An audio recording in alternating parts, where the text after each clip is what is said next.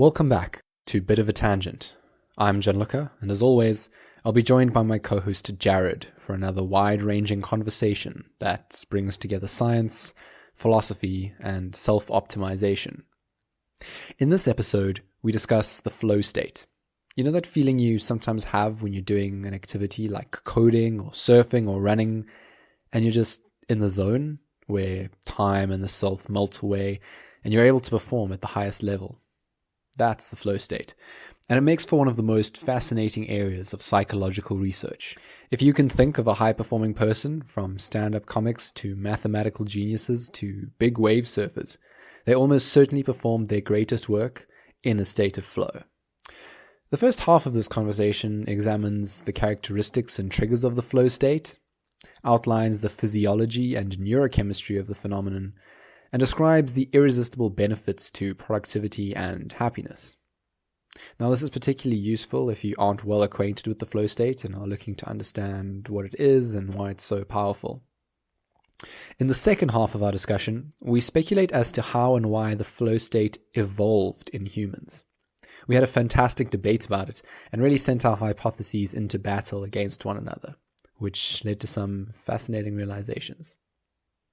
This conversation was great fun to record, and we're really excited to be able to share it with you. And so, without further ado, here's the episode of Bit of a Tangent.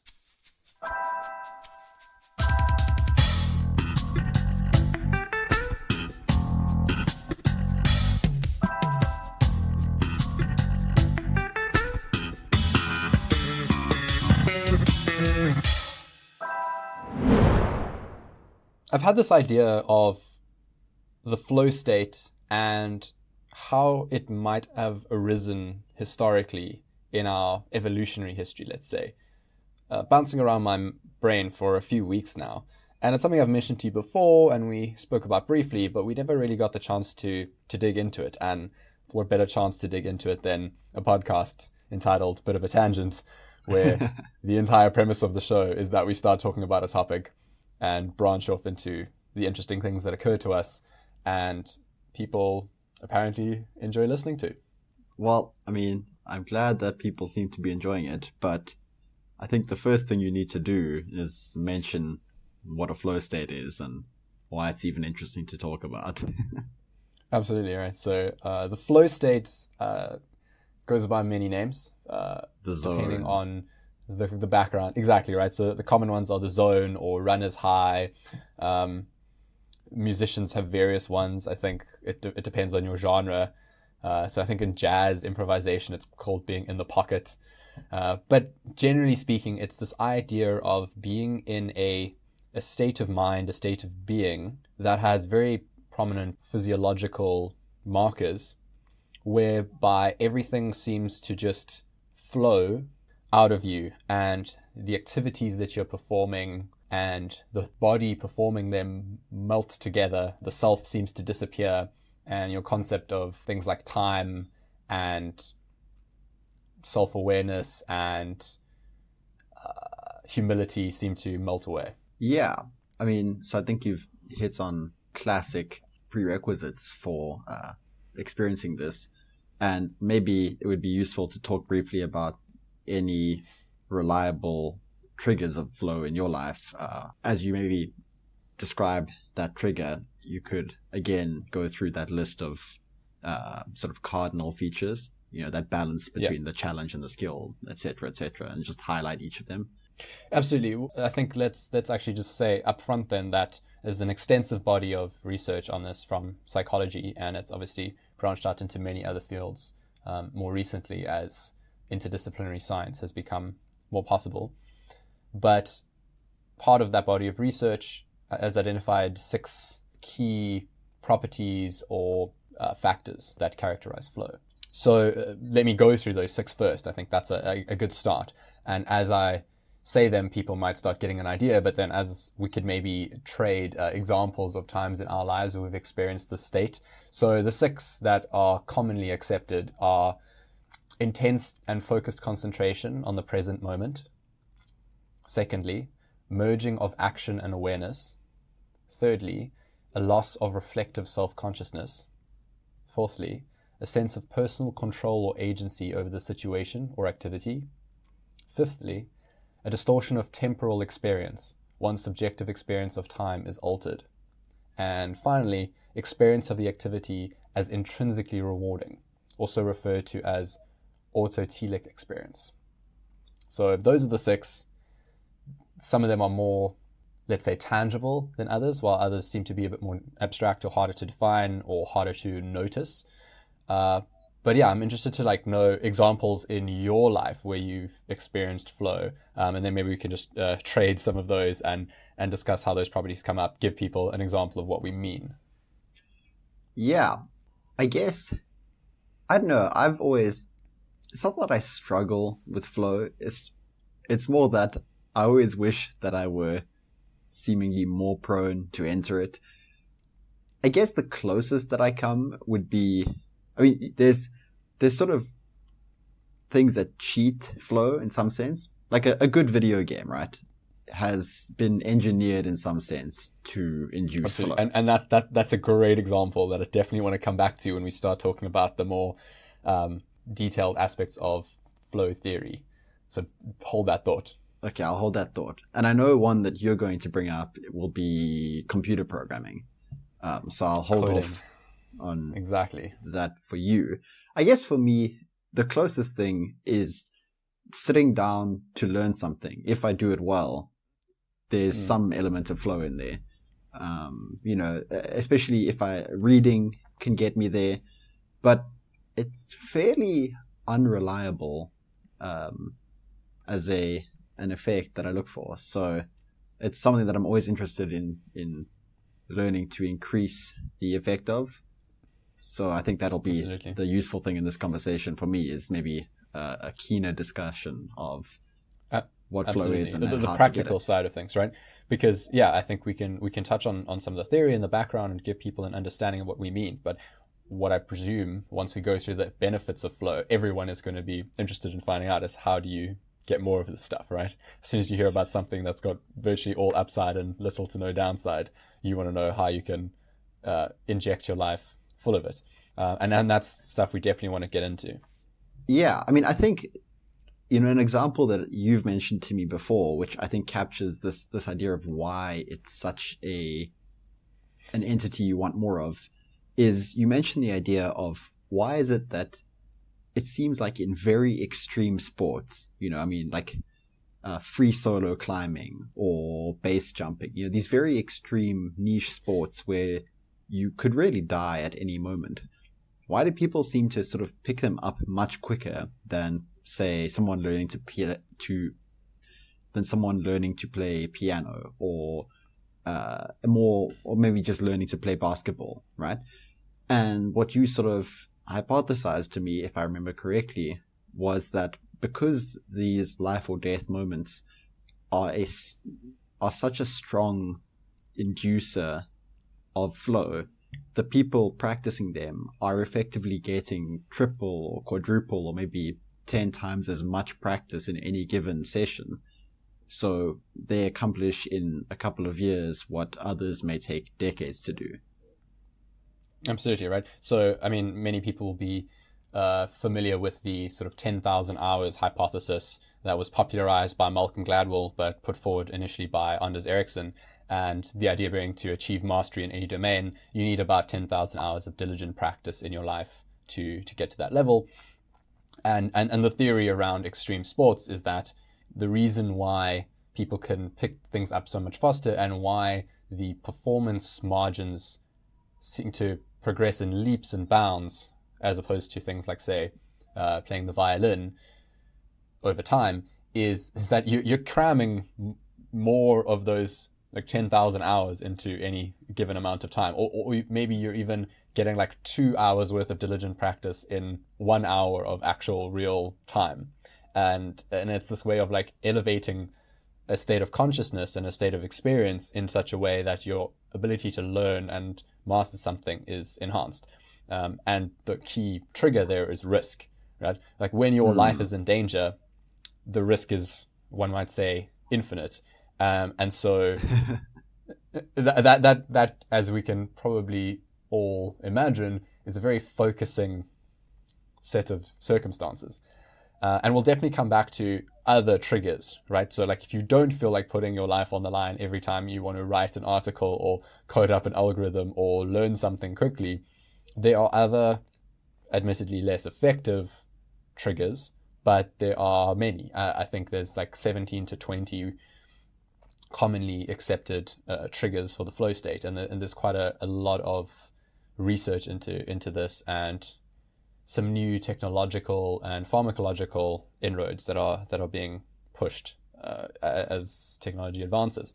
So definitely want to come to that, but I think it is important to just give a suitable grounding for this and to fill in some of the background of the story of flow, because I find that part of what makes it so fascinating is understanding that background, and it also gives you a good foundation to try and think how you can hack something, right? So to understand something well, as anyone who's tried to do like penetration testing on a computer network knows, you first have to understand how it works, right? If you're going to break something, you generally need to understand how it works first.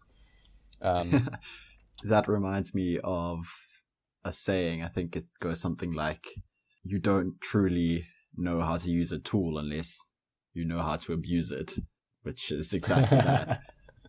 That's a fantastic little quote. We'll find the original source hopefully for the show notes, which should be down below in the description of the podcast. By the way, if you are listening to this on the Apple Podcast app, well, the thing that you should do immediately is give us a 5-star review, just by the way, and a rating if you would be so kind, because Apple's podcasts are just overpowered in terms of the amount of influence they have on other platforms. So like that's the best way you can help us. Well, there we go. All right, plug, end plug. Shameless plug over. You know, I think if I can interject quickly, when we initially spoke about this topic, it kind of came from what you've just been talking about, right? This idea of how we can live better, or in some sense be better at the things we care about, right? And I think that's what the real interest will be for people listening, will be, why is this relevant to my life and the things I care about? You know, so I think it would be, I mean, I can point out my background for why this is an interesting state, but I do think we should talk about, maybe just clarify some of those terms that you use to describe the almost key characteristics of the flow state. You know, so I mean, absolutely. So I think a good way to do that is actually with an example at hand, because that makes this a lot more concrete. So obviously something like coding, for me, like people who code will know exactly what I mean when I talk about the flow state. I was in it today at work, working on a piece of code that I wrote, and it was one of those rare pieces of code that you write when you're doing this for a living that reminds you of code you wrote when you were starting out, the first time you really started mastering some of the core skills. And it's more like poetry than it is like code, because it's just the way it flows and connects together is just so elegant in an aesthetic sense as well. And this is a rare experience. I mean, for anyone, this will not be happening every day, maybe once a month if you're lucky. So that's a great example. However, not everyone codes, and people who don't code don't really share that shared vocabulary of that experience. Another really good one that I think most people can understand, if not directly relate to, that I've picked up recently is surfing. So I started surfing, like 6, 7, 8 months ago, and it's a great way to experience the flow state for a number of reasons. And I think now is a good, like, using maybe that as an example, let's go through those characteristics again. Right, so the first one is the intense and focused concentration on the present moment.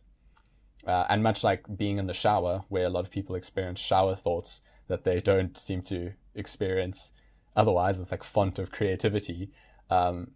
When you are broken away from technological distractions and it's difficult to communicate or interact with other people nearby, you're suddenly isolated in a way by the nature of your environment. That means that you have to be very focused on the present moment. So in the context of surfing, you have this other factor going on, which is that you're looking at the waves and trying to pay attention to predict when a good wave is coming, because you need to predict it far enough in advance that you can turn around, get into position, and start paddling away from the wave in order to be able to take it and ride it nicely. And so you're inherently focused on what's happening in front of you. And, as most people appreciate with water and specifically the ocean, it's a very lulling kind of meditational thing to observe. And so that's a major factor at play, right? I mean, there's no space to sort of wonder about the future or worry about the past, the last wave you took, right? I mean, it's very much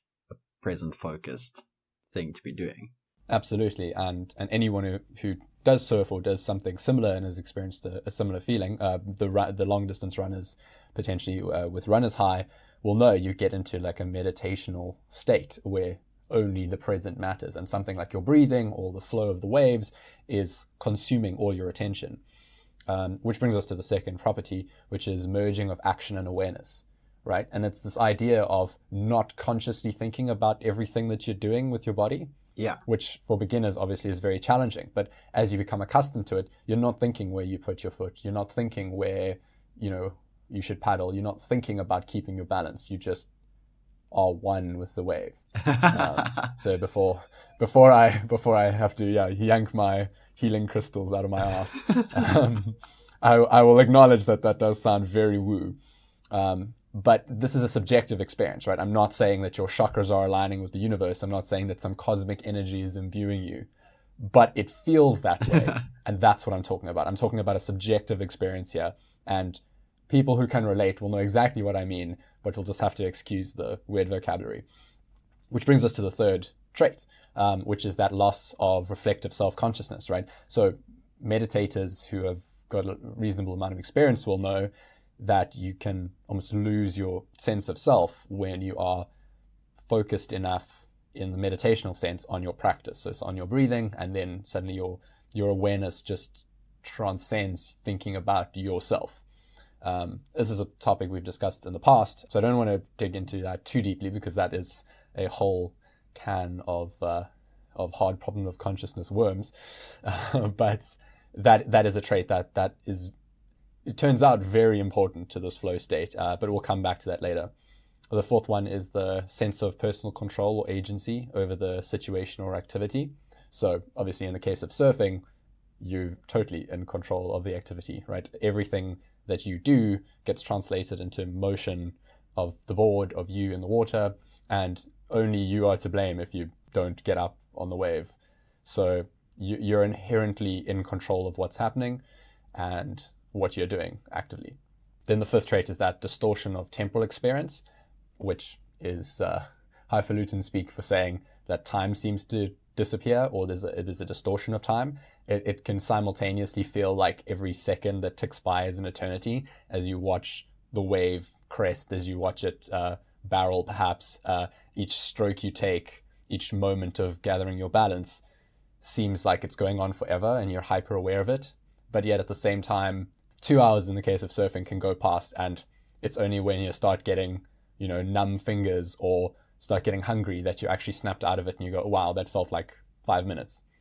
And that's another hugely important property of the flow state. So for people who've ever gotten lost in some project and suddenly looked up and gone, oh shit, it's 3 a.m. and I was totally absorbed in that for 5, 6, 7, 8, 9, 10 hours, didn't eat, didn't feel tired, didn't stand up even, when other times they can't go 5 minutes without checking their Twitter feed. That is very much that experience.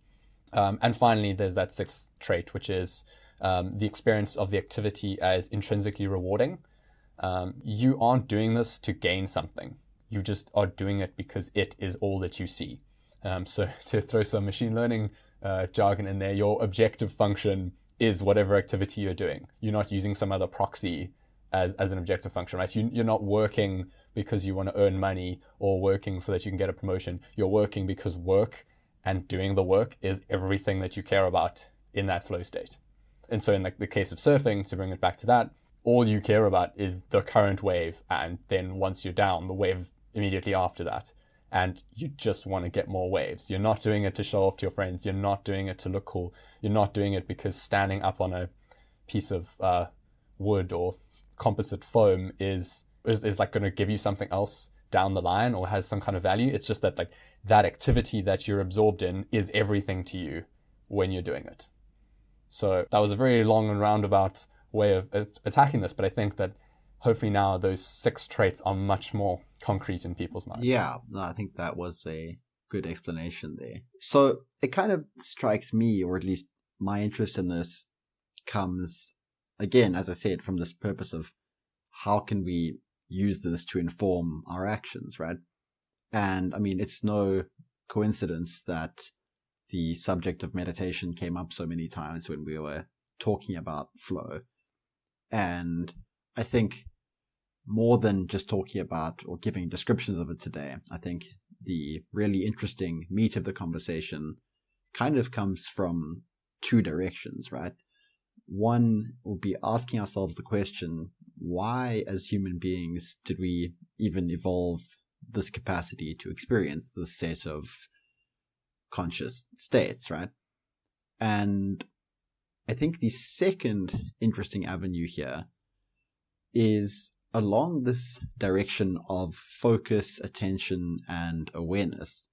I'm coming at this from the perspective of someone who is currently in the middle of the project of trying to just reclaim my attention, right? From every company and internet service that has scattered it or claimed it in some sense.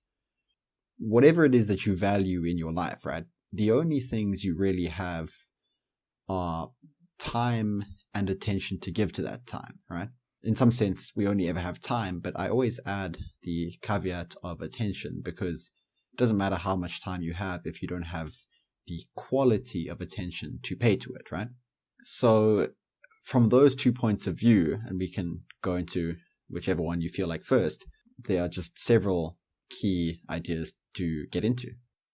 Absolutely. And this is the thing that's so interesting and so appealing about flow and the flow state, is that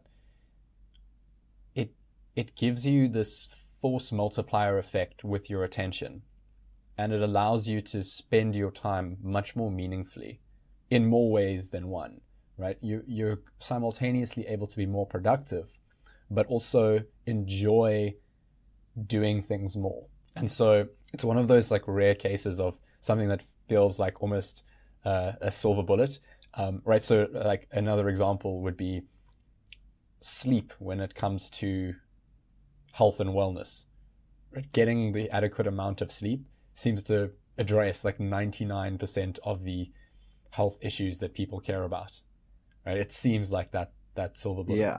And in the case of spending your time and your awareness and being productive and doing meaningful things with your life, flow seems like an analogous silver bullet. And so, I mean, there's hard research to back this up over years, right? I mean, the field began in the late 1800s and, saw huge amount of work and growth and development from, let's say, like the 1960s, 1970s onwards.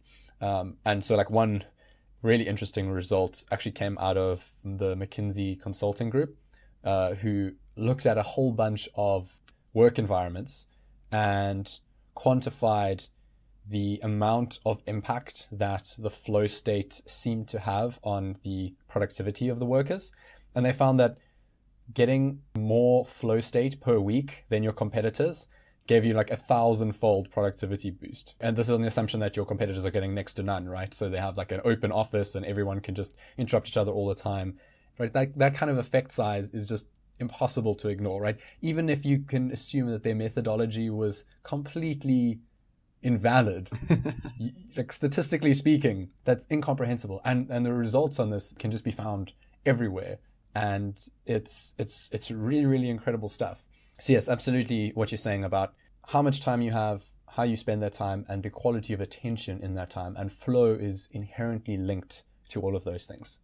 But one other aspect of flow that we haven't touched on that I think will be important when we start talking about maybe why flow evolved is the physiological and biochemical properties and underpinnings of flow. And I think as the the resident medical expert in this podcast. Oh, expert's a dangerous word. In this podcast, it was declared. Out of the data scientist and the medical student, I think the medical student is in this case slightly more qualified to talk about the biochemistry and physiology of the flow state. So if you have some thoughts on that and maybe want to elucidate. Yeah. So there isn't actually very much known about the very specific neurochemical substrates of flow. I don't think anyone will be too surprised to imagine that adrenaline and cortisol, your two stress hormones, play a big role here, right? Those are likely culprits in whatever's going on. From what I've read, a good way to think about it is in the same way that one of the features that underlies a flow state is that perfect balance, right, between your own skill level and the challenge with which you're faced, right? You don't want something that's too difficult because you give up and you're disheartened, and you don't want something that's too easy because you become bored, right? So basically flow could be seen as that optimal spot balancing those two things. My reading, very quickly, admittedly, of whatever literature I could find on this is that the physiology of flow kind of seems to mirror that general conception.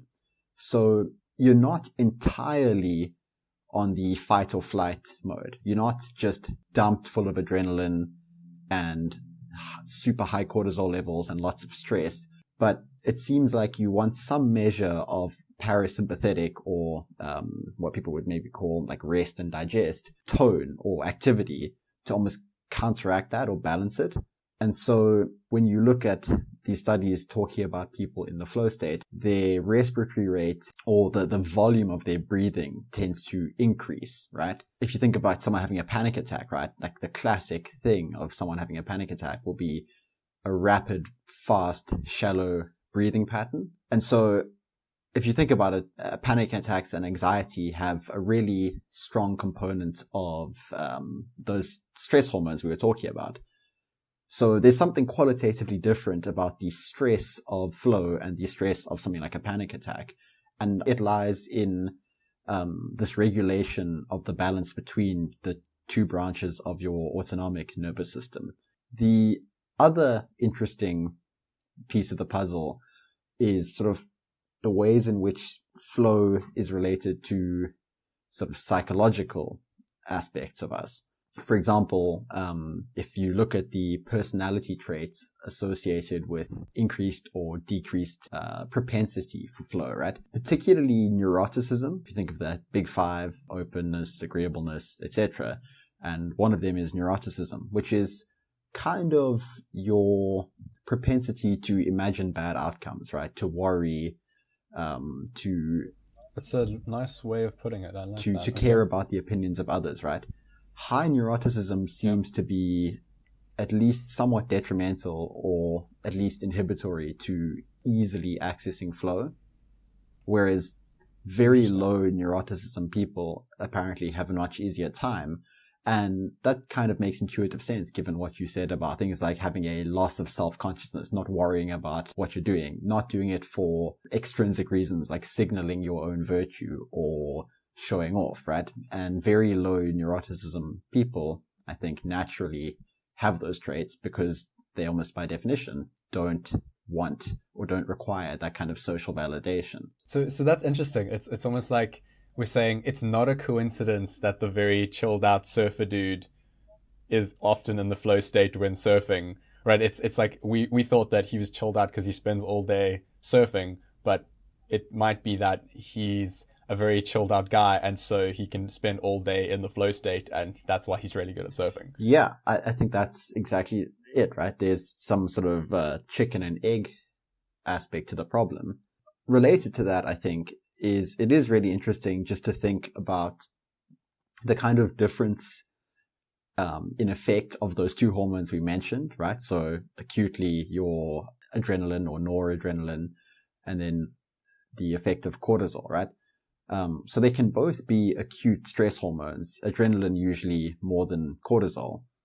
And the interesting thing about how cortisol acts is acutely, it's somewhat similar to adrenaline, right? It's going to bump up your blood pressure, increase your blood sugar, prepare you for a fight or a run.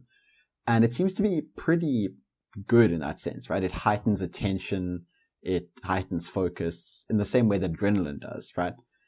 But the problem with cortisol is when it is chronically released. And chronic cortisol release, we call it by another name every day, and that's stress, right? This idea of flow being this almost optimal balance between some sort of exciting challenge, but not a chronic stressor, right? And again, that goes back to this difference between the person who is very mellow in the flow state, the surfer, as you said, and the person who suffers from anxiety or something akin to that, or some sort of panic attack. Absolutely. So, I mean, from things that I've picked up in the past, and I think I first started getting into all of this research relating to flow maybe 2 and a bit years ago, maybe 3.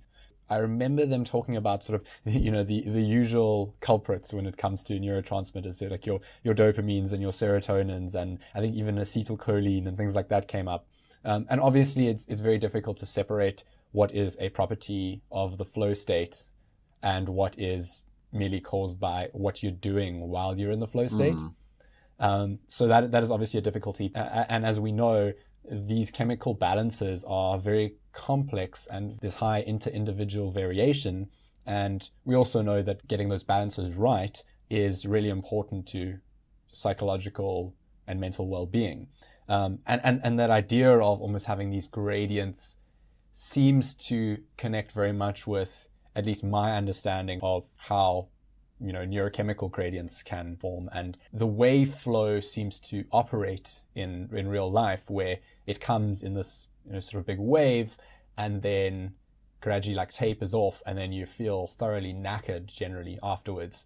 That seems to also suggest some kind of mapping back down to how the neurochemistry could work, in the sense that you deplete many of these or many of these chemicals, and so as a result you then have to go into the state of sort of lowered arousal to allow your body to regenerate those things. Yeah, I mean, I think there's a great parallel there with just the importance of sleep as a sort of regenerative activity between any bout of mental activity, right? So it strikes me rather as intuitive that on some level all of those neurotransmitters are involved, and it would be interesting, I think, in the future to maybe read more and find out what is the best state of our knowledge. I kind of view one of the more important projects in my life, at least, is decreasing the gap between the things which can induce flow, whether it's video games or surfing, and the set of all things where you could experience it.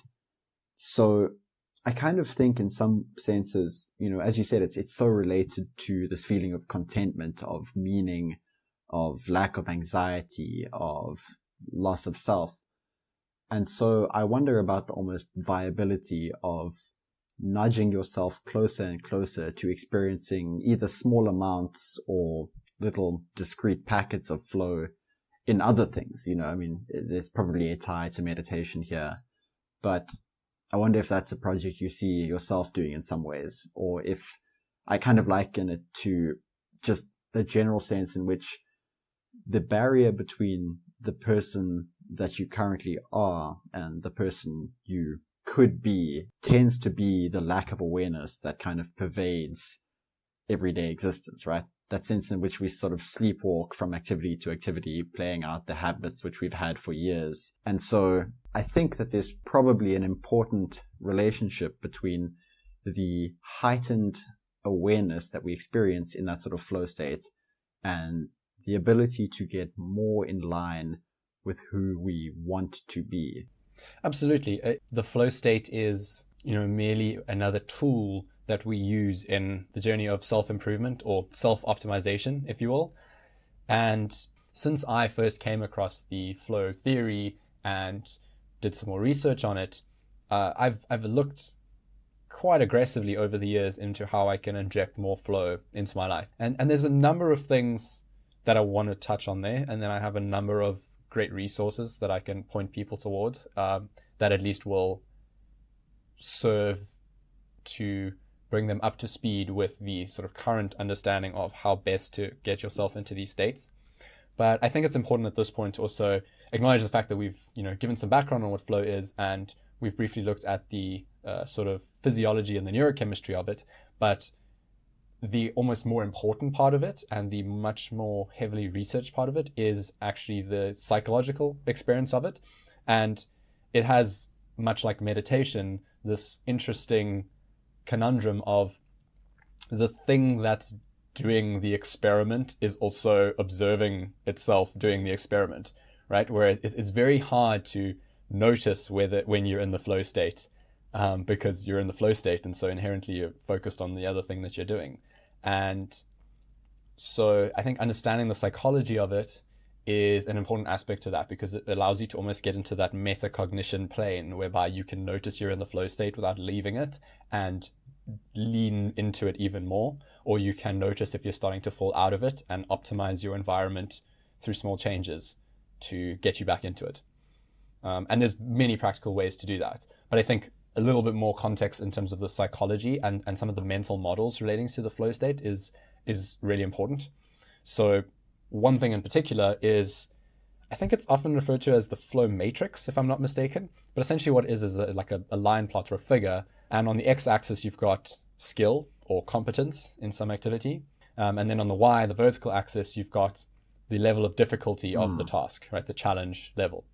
And now you can imagine the area on this plot as being filled with different kind of zones of experience. And so, as you can imagine, if the skill that you have for something is very low, but the thing is also very easy and there's no challenge at all, then you just experience apathy or maybe boredom if you've got a little bit more skill, right? So, brushing your teeth, there's very little like skill involved, and it just is. There's not much challenge. You can just be apathetic about it, or, tying your shoelaces, whatever it may be. So you've got the apathy, boredom towards the bottom left. If you now increase the challenge, the difficulty of the task, but you don't increase the skill, now you start moving into worry. And then in the top left corner, you've got anxiety, right? And now that's that acute stress you were talking about, like a panic attack. Then as you start increasing so now we're in the top left, high difficulty, low skill. As you start increasing your skill level, your competence, you now go from anxiety to arousal. You're like, instead of just panicking and being totally overwhelmed, you're going, hey, this is interesting. Okay, this could be cool. You've got my attention. And as your skill gets, maxed out there, then you're in the flow state, right? And so you've got apathy in the bottom left. You've got anxiety in the top left. You've got flow in the top right. And then, interestingly, if you imagine having high skill and low challenge, well, that's relaxation. So maybe, for some people that might be like knitting, let's say. And this is a really useful framework to think about flow from, because you can kind of ask yourself what state you're in. And then, either you need to increase the skill or the challenge in order to move towards another mental mode that you want to be in. All right. And so there's a lot of fantastic research behind all of this, and a lot of studies of various different populations and different people over many years. And the father of all of that is this guy called Mihai Csikszentmihalyi. So he's a Hungarian-American psychologist. Impossible to spell name, but it will be in the show notes.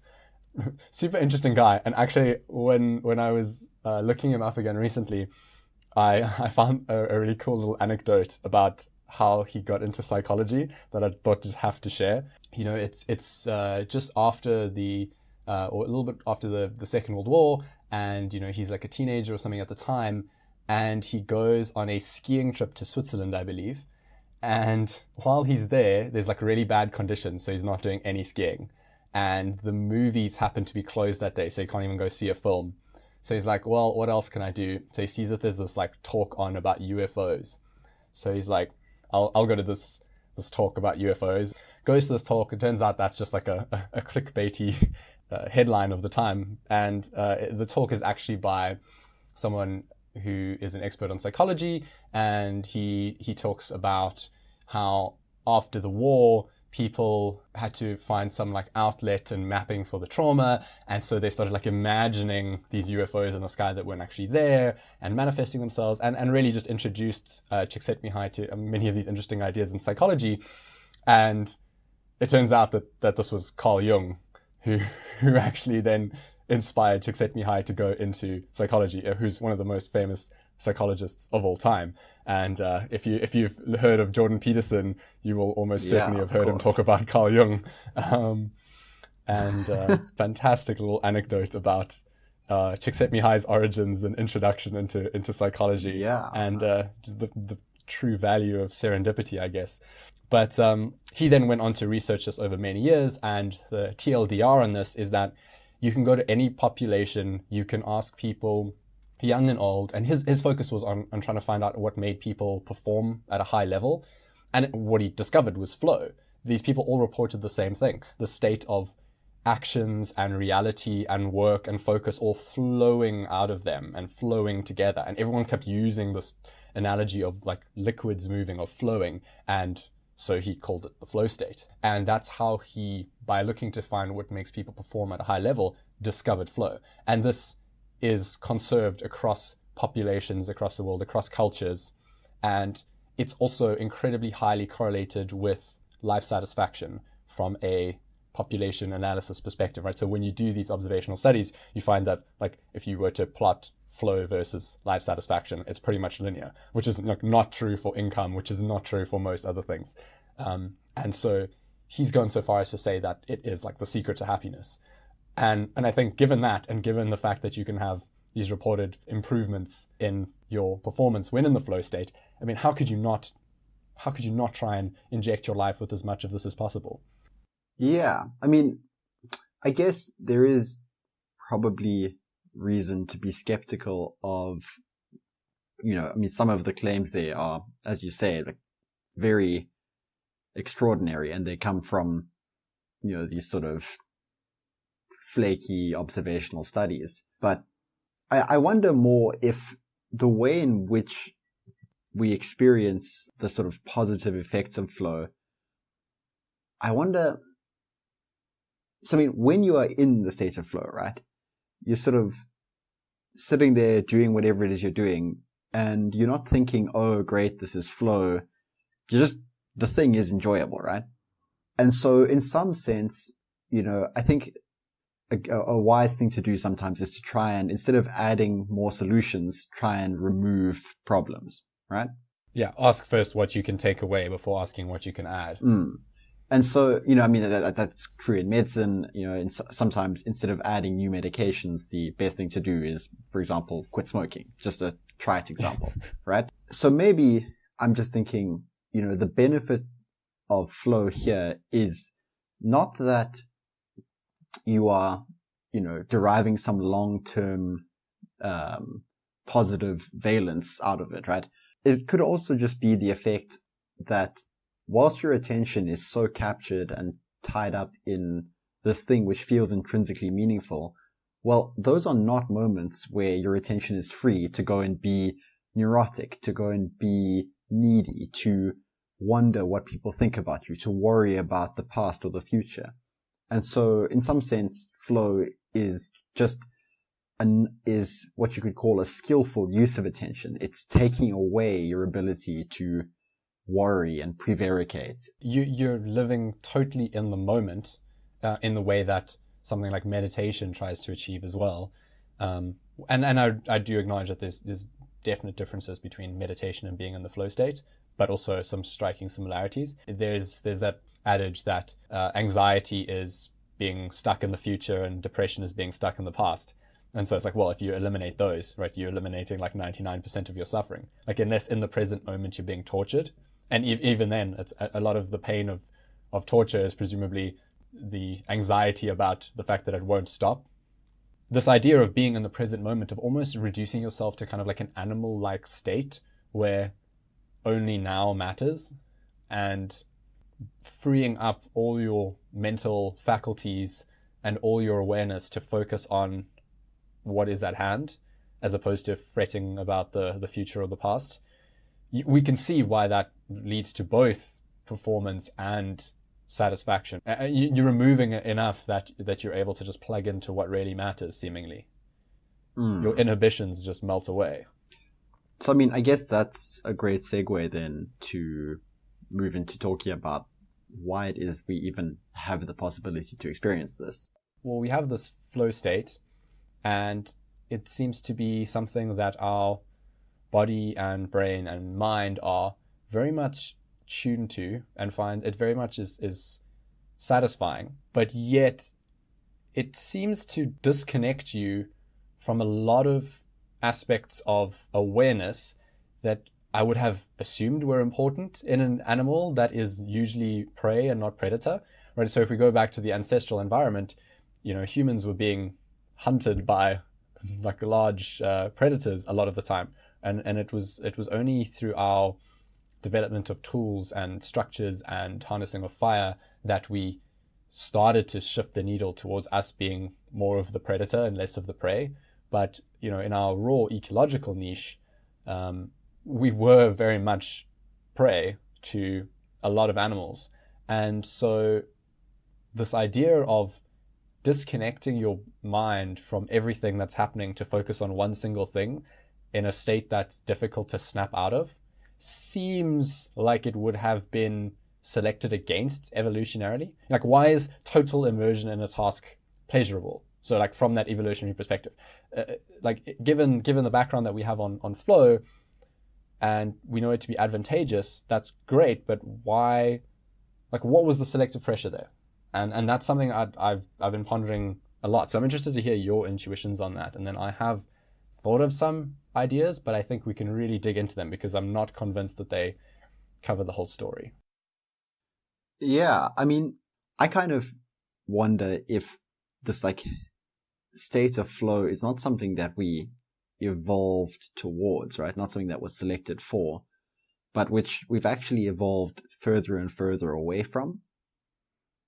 That's interesting. Okay. So the way that I imagine it, or I imagine it could have been, one of the major distinguishing things about humans is that we plan.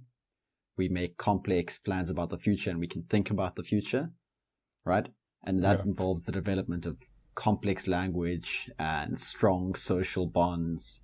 An understanding of group dynamics comes in with that. Theory of mind, discursive thought, right? Thoughts that can interrupt. And so I wonder if maybe it was the opposite, right? The somewhat base state of some prehistoric mammal, or maybe even some animals today, I'm not sure, is this pure immersion in what's going on right now. I mean, most people can think of their family dog, and dogs always seem perfectly in the moment, right? I mean, dogs don't often worry about the future, so far as I can tell. Maybe if you show them a cage before taking them to the vet, I don't know.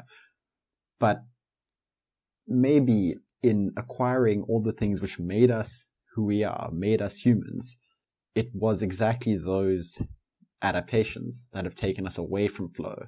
A corroborating little piece of evidence here would be the fact that it's not easy to reach flow. And our baseline is to be lost in thought, is to be caught up in nagging discursive thoughts. And so I kind of come at it from the opposite point of view of thinking, not was this selected for, but has it actually been quite strongly selected against? And that's why we have to have very specific niche circumstances to get into it. Okay. I like this. This is an interesting idea, an interesting set of thoughts for addressing this missing information or this question that we have. So let's call that the out of flow hypothesis, right? Like the out of Africa hypothesis, right? So, okay, so Jared's out of flow hypothesis. So I like that a lot. That makes a lot of sense. But I have some qualms with it. And obviously, you're more than welcome to have a rebuttal to this as well. But here are my thoughts as immediate, intuitions on this. You use the example of like the family dog. And yes, the family dog does seem to always be living in the moment, as do many animals in their natural or even artificial environments. They're just in the now. They don't seem to be stressing about the future. They don't seem to be too aware of the past beyond some basic like recall when prompted, right? So like Pavlov's dogs, like you ring the bell and they start salivating. But if you didn't ring the bell, they wouldn't be thinking about the meal It's much more of a stimulus recall thing than it is thinking about the past or dwelling on it. But for the most part, they don't have a very high level of stresses in their life. And I'm using stresses instead of stress here to specifically mean excitement or difficult challenges, right? So, I mean, if, specifically domesticated pets, they're never really getting chased by anything that can kill them. They're never really in danger. And occasionally a bird will land in the garden and they'll try and hunt it down, and that's a bit of excitement for them, or another dog will walk past. But for the most part, they seem to be in the very low challenge area of that flow figure that we spoke about earlier. And yes, they're pretty good at all the things that they need to do, but that's not very many things. It's just essentially eat, sleep, and lie around and look cute. So for the most part, I'd imagine that they're chilling in the bottom left of that state of being, right? They're somewhere between apathy and boredom most of the time, occasionally worry, and when you chuck them in a cage to take them to the vet or on an airplane or something, then that moves up to the top left to anxiety. And maybe in the natural environment, or maybe, when hunting a bird or something like that, they can get into the flow state because they're peaked into their excitement and they're peaked in their skill level, and all their instincts are coming to bear on something that involves a physical task and involves their mental faculties and physical faculties all at once, right? But for the most part, they wouldn't actually be in that state. And the other reason I think that it is not the default state is that it's neurochemically expensive, right? It burns a lot of calories. It is, as far as we think, requires a lot of neurochemical activity and a lot of neural activity, right? A lot of like electrical activity in the brain between neurons. And that's very energy intensive, right? Our brains, for instance, are already quite energy intensive. And the kind of diet that you would need to support that seems to be beyond what would be a natural environmental state. So, I do see your reasoning for thinking we've moved away from a living in the now state and moved into thinking strategically and planning and looking at the past and telling stories. I think that state of living in the now wasn't flow. It was apathy, boredom, and occasionally worry with brief flitters of flow during certain activities, maybe. So that to me is why I don't think that explains the full story. Yeah, I mean, I'm also, I definitely don't think it explains everything. I'm not sure about the argument, though, that flow is more energy expensive. I mean, it's possible, especially if you're synthesizing a bunch of hormones, a bunch of neurotransmitters. I'd wonder exactly, what the sort of percent increase in energy usage would be if it was really significant. And not just energy, right? I'm talking other resources here as well, things that your body has to synthesize or has to break down from other compounds that you've ingested. Yeah. Because that could also be the limiting factor. It might be a factor. I actually don't have strong intuitions either way there. I don't know. I think I don't fully agree with the idea that like the default state is like that boredom almost. I find like boredom is such a human concept, I almost put it this way, right? Maybe here's an analogy which I'm going to attempt to invoke, and you tell me where it falls apart, right? Think about that almost childlike sense of wonder that like 4-year-olds seem to have with everything, right? I mean, they're very... Notably 4-year-old humans, right? 4-year-old humans, yeah. I mean, they're not very conceptual or verbal, and yet like the world is interesting to them, and they see wonder in ways that like the more jaded, older people tend not to, right? Like something so simple as a clod of earth can somehow contain as much wonder as you or I might find in, some beautiful work of art or whatever it is that captures your attention, right? Absolutely. And so I almost see like boredom as being this product of our overly cynical, overly active minds that have now decided that they've predicted all of the novelty away, right? I mean, just from a sort of brain point of view, once your brain can successfully predict future circumstances with some degree of regularity, you could in some sense say that is boredom, right? Whereas to the 4-year-old, everything is novel and interesting.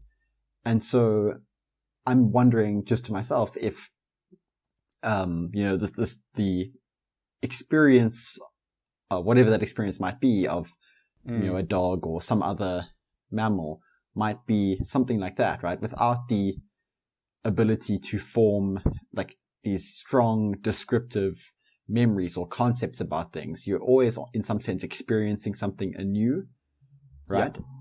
Yeah. So I mean, it's like if you think about the excitement that a dog gives to the same meal every evening at the same time, right? And yet, like, we project and say it looks almost joyous, right? I mean, dogs look very happy to be fed. And I can imagine a human in the same situation being fed the same meal, feeling like this is some sort of prison. We should always, I think, be wary of arguing by analogy, and we're like several analogies deep now. But I do wonder, just in my own head, if there is this way in which the boredom that we associate with being human is not the same as a dog, which could be maybe very present just by force of not having that conceptual layer to experience. Got you. Okay, I that is an interesting point. I have a counter argument that's based on hedonism and eigenvectors. So brace yourself. All right. So not what you were expecting. So yes, I totally take your point about the child and the childlike wonder. But I think that's specific to being a human child, right? So take the example of the dog. The dog is happy with the same meal pretty much every day. They never get bored of it, right? Humans, however, we're very good at adjusting our expectations, right? The same thing doesn't satisfy a human for very long. But you need to constantly be looking for more, looking for better, looking for new things to learn, new things to do, new experiences and sensory inputs, right? And so, yes, you're right in saying that part of why we sometimes so often feel bored in the modern world is because of the things we've created, our technology, our environments, the way we've shaped our lives, and a lot of ill discipline on our parts. But that is because of hedonic adaptation, right? So now we're used to being able to get streams of novel information at our fingertips. Like literally everything from, food to sexuality has just been upped on novelty and level of quality and everything, and level of addictiveness. And so, yes, everything when you unplug from that can seem quite boring by comparison, but that is more of a point against your argument from this perspective than it is one in favor of it, right? So the reason we're mostly bored is just because we are expecting more sensory input and not getting it. And the eigenvector comes into play. I mean, it's not strictly an eigenvector, but if you would go back to imagining that sort of flow matrix that we were talking about with the skill and challenge, that childlike state of wonder and constantly learning and thinking and just being amazed by the world, you have a very limited scope at first. So this possible range of challenges and possible range of skill is very small. So instead of strutting, around that flow space, and now imagine that you're just scaling the axes out bigger, and the child is now on this perfect trajectory of the x equals y line, just moving up towards the top right, almost all the time. And when they're not like that, they're really unhappy. They're crying because they don't have some physiological need satisfied, like food or sleep, or they're sleeping 12 to 16 hours a day, depending on their age, right? So this is part of my reason why I say it's presumably quite energy intensive to be in that state all the time, because when you do it, you get exhausted, and children seem to be in that state a lot, and they get pretty tired the rest of the time. And so I think that you do feel that childlike sense of wonder when you are in the flow state, especially when learning things or tackling challenges. And I think when you're a child, the challenge is stacking some blocks on top of each other, and that's maxing out the challenge, that's maxing out your skill. As an adult, that's writing a novel or an incredible piece of code or launching things into space while also revolutionizing the autonomous motor vehicle industry, whatever it might be. And I think this ties in very much so to the idea that I wanted to come to earlier when you mentioned one of the activities that gets you into flow state, video games. Video games are an example of something that's deliberately designed to constantly keep the challenge and your skill at the same level. That's the reason why you have difficulty settings in games. That's the reason why modern games dynamically adjust the difficulty level depending on your performance. So if the challenges are too far above your skill, they make it easier. Too far below, they make it harder. And they're constantly keeping you in that flow state to the best of the game designer's ability by matching the challenge to the skill level. And some games just have this like inherently baked in. Like if you think of like endless runners, like a temple run or like a doodle jump or even something like Pac-Man, like as you like progress, it just gets faster and harder or more of something. It just increases. So like your skill will constantly be tested at the maximum level of challenge. And so video games are an example of like humans actively hacking the flow state, but instead of spending it on something that is probably more productive in terms of our modern values, it's spending it on just being in the state, right? So you might think of it as being like the kind of porn of the flow experience, in that it doesn't lead to like reproduction or some other like inherently like valued outcome, but it does put you in the flow state and give you that sense of pleasure. And like this is personally one of the reasons why I try and stay away from most video games as much as possible, because I get super into the flow state, and I'm naturally a person who's very, let's say, flow sensitive. And I mean, I can, if I'm working on a project, I can go like days without eating or hardly sleeping, and I'm just glued in, and all I think about is that thing that I'm doing. And crazy. So you can imagine that applied to playing Call of Duty and see where this can get very dangerous. Yeah, I can imagine. I mean, it's striking that we didn't mention it earlier, but I think we'd be remiss not to mention. But I mean, surely sex and sexuality has to have, like, again, a sort of backdoor into the flow state, right? I mean, one of the prerequisites. if your sex no is backdoor having the puns, thank you. No, thank you. But I mean, one of the factors which obviously can bring on the flow state is like a very tight feedback loop, right? And I mean, that's possible in many things, right? You play the wrong note on the violin and and I guess with sex, at least on your own perception of it, you'll again have that tight feedback loop. So I'd imagine that's, if nowhere else, someone is experiencing flow, that's one place where they might be. Yeah, you're totally right, games. But I'm still caught up on tight feedback loop. I swear to God, I didn't plan that paragraph. And if you're not getting a tight enough feedback loop, you can go and backdoor the experience of flow. So what have I done? That's going to be a soundbite. Yeah, it begins. I guess. And then maybe sort of the last thing we can touch on is this idea of group flow. So to go back to earlier when you asked, what kinds of flow experiences do I have? I realized at some point in the conversation that the one that I hit with some regularity and I really enjoy doing is, I mean, it really is purely for my own amusement, but I really enjoy making jokes.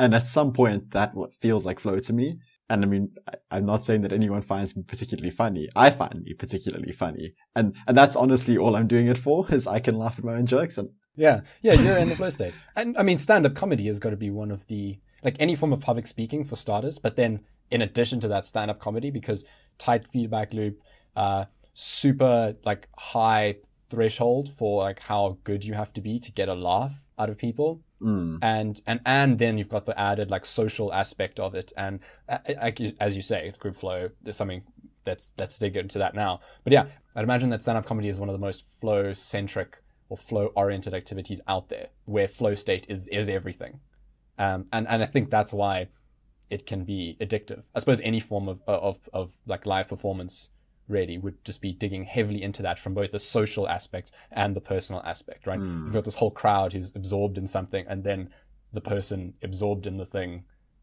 bouncing that back off with them, right?